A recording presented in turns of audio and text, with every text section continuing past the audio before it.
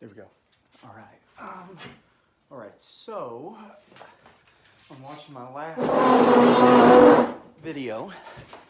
What I noticed was I needed to be a little closer. Hang on, we're getting it. Didn't need to. A lot of space around me, so I figured it looks about right. There we go. Lighting's still not ideal, but we'll sort that out. So here we go again. This is me forcing myself to do something that I kept putting off all week. I was like, oh man, lighting could still be better. You could get, whatever, silly excuses. But here we are. So Jiu-Jitsu, where I'm at, why did I start, and what was my experience before this? So I started whenever I was 32 and a half, 34 right now. So I've been in about a year and a half, something like that. Why did I start? I started because I think, like a lot of people, you hear about it out in the media, especially guys like Joe Rogan, I think, talk about Jiu-Jitsu a lot and talk about sort of Jiu-Jitsu as a superpower.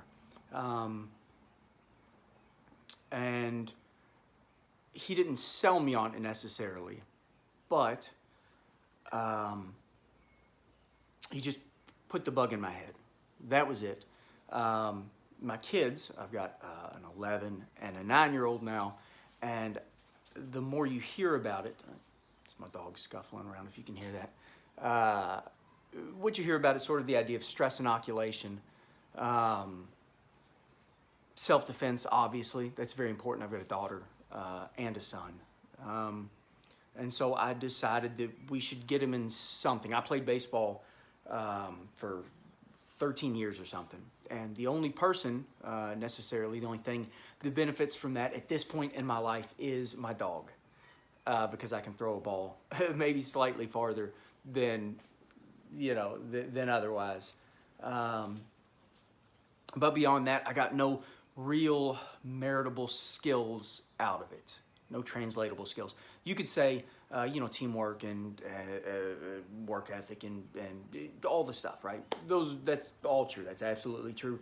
But what would have been better is if I had found something that translated directly into our modern lives and how we move around. So you hear Joe Rogan talk about it and how good it is for kids and how good it is for people in general. My kids played soccer. We did a team sport, and they didn't love it. Neither of them were particularly great at it, but that's because they didn't have the drive. They didn't have the impetus to be good. And so whenever we got out of soccer, I said, well, you guys have to be in something. And for whatever reason, I thought jiu-jitsu, and that was weird for me.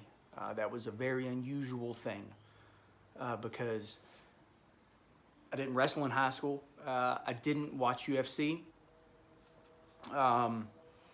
I didn't like martial arts at all. I didn't have a lot of faith in them. And still don't in traditional martial arts. But there's a place for them, and I understand the art around them. And I do understand that if you can kick somebody in the head really hard,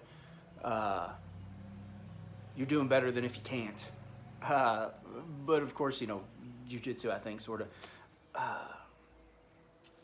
with how we practice and play jiu-jitsu, I think it really shows some of the holes in other martial arts, but you didn't know that at the time. So I wanted to get the kids into jiu-jitsu, and then I'm a big believer in doing things, number one, with your kids, but also if you're going to have your kids do something, to understand the experience that they're going to go through. I'm not going to be some dance mom out on the side saying they should have tried harder or should have worked at it better, but not ever understanding the experience myself. And so I decided that if I was going to tell them to do something, then I should at least know what it's about. And so I went to a couple classes. That was the idea, to go to a couple classes. Come to find out, you couldn't go to a couple classes. You had to sign up for a little more than that. And I said, cool, I guess we'll do this together. I was actually looking for a way to stay in shape. I used to be big and bulky, and me and my buddies would hang out in the gym and lift weights and sort of chase numbers, and that was great. But that was a long time ago. And And I found that whenever I would try to go back to the gym to lift weights, it wasn't fun. It wasn't fun. I didn't have that camaraderie. I said that in the last video. That was a thing that I didn't know was ever there, but it was. We'd go in and we'd, BS with each other, and we'd give each other a hard way to go, and we'd inspire each other. And that was what made lifting fun. It wasn't being big. It wasn't lifting heavy weight. It wasn't being in shape. It was doing something with other guys and being competitive. And so, at this time in my life, I had been diminishing physically. Not in any bad way, just putting on a couple extra pounds. My muscles were shrinking. I wasn't as strong. I didn't have the cardio. And every time I tried to go back to the gym, I found that I just wasn't inspired in the same way. I didn't have somebody in there, making fun of me because I couldn't lift something, because that's what drove me. And so I thought, can't take a couple classes of Jiu-Jitsu. It's a year contract, but you know what? Cool, because I was looking for something anyways, and this seems pretty good. And so at that time, I went to my first Jiu-Jitsu class, and we'd always had, in my family, we'd always had this story of us being tough. Like, that was it. The idea was like, you're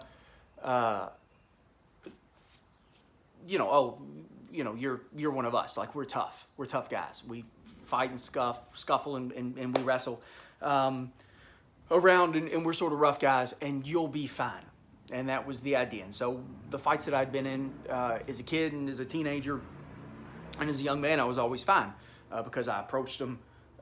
Very few fights, by the way. I was no bully. I'm a pretty chill dude, I'd like to think. And but I was always fine. And so whenever I went into this jiu-jitsu class, I said, you know what, man, you're okay. You're okay. You're going to be all right. Sure, you're going to lose. That's fine. But you're going to sort of hold your own because you're sort of tough, and that's all right. And I went in and I got drugged, man. I got absolutely rolled up. Powered out of some stuff, just because. Maybe people were being nice. Maybe they weren't. I don't know. Got guillotined 17 times. I still remember that number. And I still talk to people about it whenever new guys come into the gym and sort of they're looking a little discouraged. I always tell them that I got guillotined 17 times because I was too, I didn't know. Nobody knows. You don't know. And at the end of class, this one guy goes, hey man, when you shoot in like that, be sure to keep your head up because that'll stop you from getting guillotined. And I went, what? And he goes, yeah, just kind of make sure your back's a little more straight and you'll be fine. Is that easy? He's like, yeah, it's that easy. It's not quite that easy, but for that one thing, it is because I came out of there, with my voice a little more rough than what I'd like, man. I really got ate up. And I didn't love it.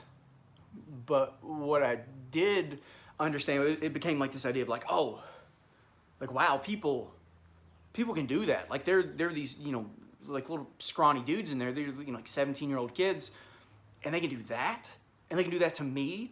And I've had this history of sort of being, scrappy, let's say. Goodness gracious, like we got to do something about this. And so that's what opened me up to the idea of staying in jiu-jitsu. Joe Rogan, and then actually a buddy of mine, and I'll maybe talk more about that, got me into the idea of jiu-jitsu being a thing. You hear about its efficacy, you hear about how efficient it is, you hear about, if nothing else, if the first time somebody sits on your chest is so they can punch you in the nose a bunch, you are worse off than if the 400th time somebody sits on your chest, they're going to punch you in the nose a bunch. At least you've been there before and you're not absolutely spazzing out. And so the reason I started jiu-jitsu was to get my kids into it. And the reason I stayed in jiu-jitsu was because I saw how effective it was. And beyond that, it was a great workout. And at the time, I was looking for a great workout. So I had never done anything before, didn't have any idea to do it, didn't want to do it, didn't think about doing it. And that's why it was such a departure from my standard day, which was Be hanging out, playing video games, chilling with the kids. As a hobby, I took up some woodworking, and so I build stuff. But the reason I started was because of my kids. It was because of my kids, and it was to get them in and get them, get them some experience with this. And it really did. It changed a lot of our lives. My daughter is an absolute maniac now, and she thinks about, I can't pick up something off the floor without being guillotined. And my son takes it a little bit less serious, but even now you'll see sort of flashes of brilliance. He'll lock in an arm bar or something way faster than I could. And you go, it's in there the whole time. And then the other time the rest of the time he's sort of spinning circles and doing cartwheels and just enjoying wrestling with his buddies in the gym. And that's great too. So why did I start? I started for my kids. Why should you start? Maybe the same. Maybe a workout. I don't know. It's personal for everybody, but I can say that for a guy who didn't believe very much in martial arts, it turned my head around. Definitely corrected my thinking.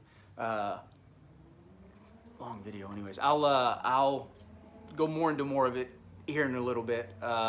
Thanks for watching. If you like my ideas, if you like my shirt, if you just want to hear me ramble more, with this goofy Southern accent, great. Leave a comment. Let me know what's up. Give me a thumbs up, or a thumbs down. That's fine. I plan on putting out more of these videos. We're going to do this for a little bit just to see if anybody's interested in hearing me talk, or if somebody was looking for a reason to stay or for a reason to start, and I am more closely resemble who you are as a person. Not everybody's 19-year-old musclehead who wants to fight MMA and wants to do whatever. And so maybe you're closer to me and you're going, man, should I start? Maybe that's what's up. Maybe you want to follow my experience and see how it could potentially mirror yours. Anyways, thanks for listening. Have a great day.